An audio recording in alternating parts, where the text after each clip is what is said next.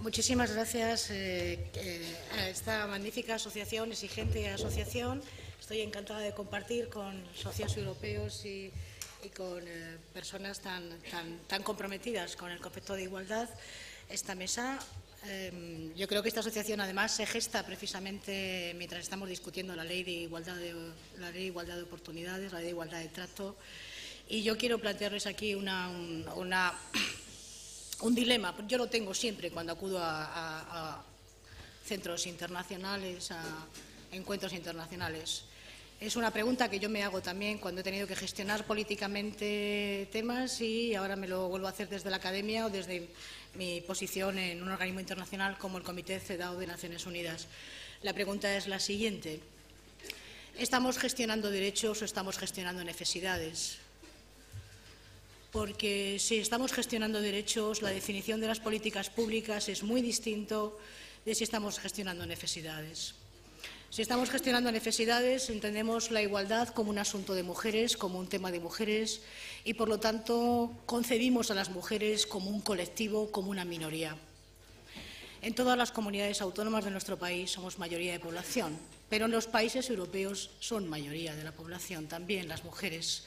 Por lo tanto, a concebirlas como un colectivo se pasa al terreno de la necesidad, por lo tanto, de la política social y, por lo tanto, sometidas a las fluctuaciones de presupuestos que, generosamente o no generosamente, los Estados europeos planteen como posibilidad de mantenerlo o no mantenerlo dentro de su agenda política.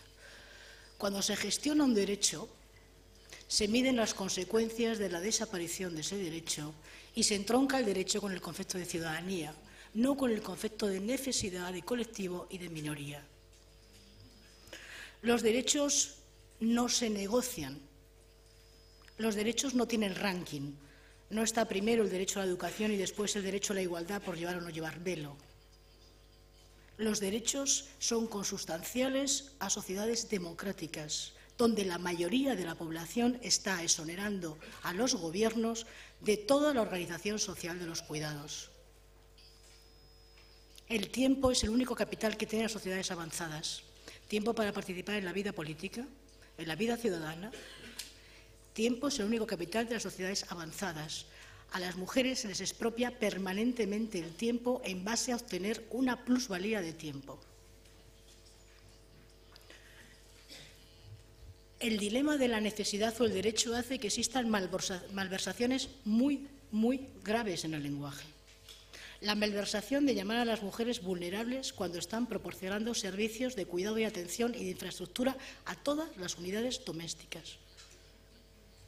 La malversación de hablar de conciliación como si fuera un asunto solo de mujeres y no de corresponsabilidad, en el sentido de que la Unión Europea todavía tiene la igualdad en políticas sociales y la última malversación es introducir la igualdad dentro del concepto de familia. No somos las responsables de la igualdad en la familia. Tenemos que disfrutar de igualdad también en la familia. En este sentido, la malversación llega al punto de no haber aprobado la directiva de paternidad. La directiva de paternidad que se desestimó como una directiva autónoma por parte de sindicatos, empresarios y, por supuesto, con el beneplácito de la Unión Europea, añadiendo, eso sí, ese lenguaje galante de que las mujeres somos muy capaces y de que permanentemente estamos perdiendo el talento de la mayoría de la población. Cuando algo es un principio, estamos en las necesidades. Cuando es un derecho, tenemos que acudir a una política institucional y de exigencia.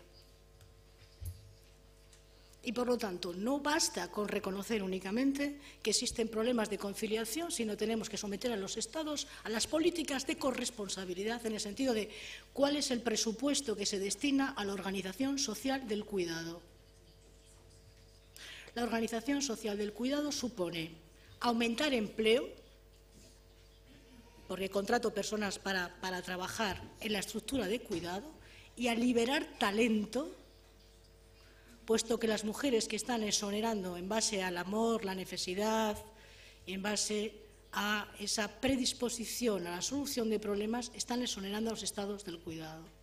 Por lo tanto, por un lado, se obtiene empleo y, por otro lado, se libera talento para participar en las estructuras empresariales.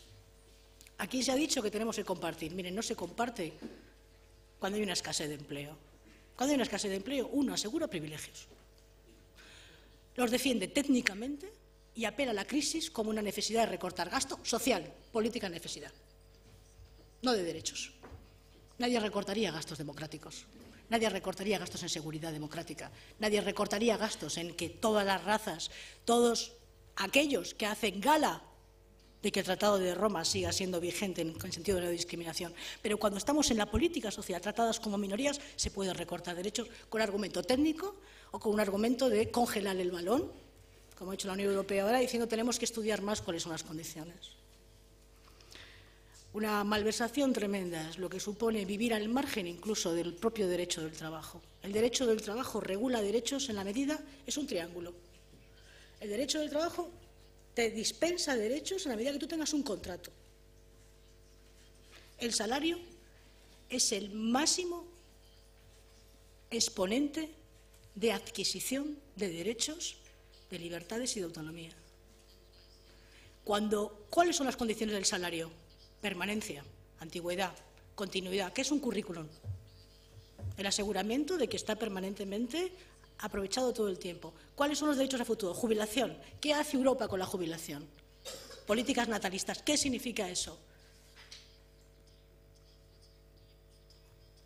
Necesidades, no derechos. No organización social del cuidado. Por lo tanto, si yo decido quedarme en casa porque tengo una subvención para subvencionada, yo como madre, para cuidar a mi hijo, la pregunta es, en términos no morales, yo no estoy pidiendo nada a los Reyes Magos, sino que estoy hablando en términos económicos y de costes de la desigualdad.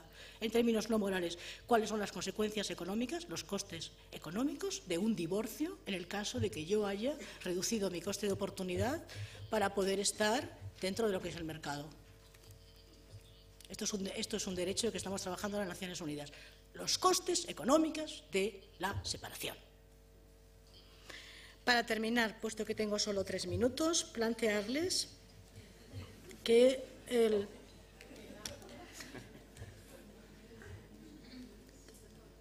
Europa necesita necesariamente una impugnación en cuanto a que la igualdad siga en políticas sociales. No puede estar en políticas sociales. Tiene que estar dentro de lo que significa empleo, gobernanza y economía. Davos ha dicho ahora, se ha preocupado por las mujeres por primera vez. ¿En qué sentido? Necesidad. Necesidad. No el talento, no cuánto talento se pierde en el sentido de decir a los empresarios, usted tiene con usted a quien tiene más tiempo, como decía mi Garrigues Walker o Menéndez Uría, a quien tiene más tiempo o a quien tiene más talento. A quien tiene más tiempo.